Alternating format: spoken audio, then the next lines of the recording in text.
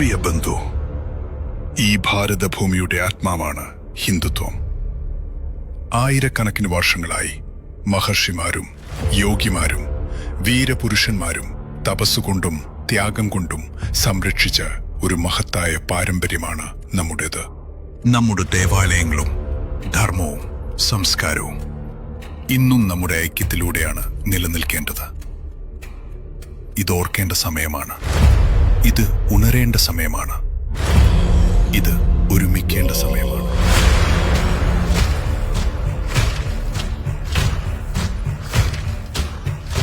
ജാതിയും വർഗവും വ്യത്യാസങ്ങളും മറന്ന് ഒറ്റ ഹൃദയമായി ഒറ്റ ശബ്ദമായി ഹിന്ദു സമൂഹത്തിന്റെ ശക്തി ലോകത്തിന് മുന്നിൽ തെളിയിക്കാനുള്ള ഒരു മഹാസംഗമം സംഘടിപ്പിക്കപ്പെടുന്നു.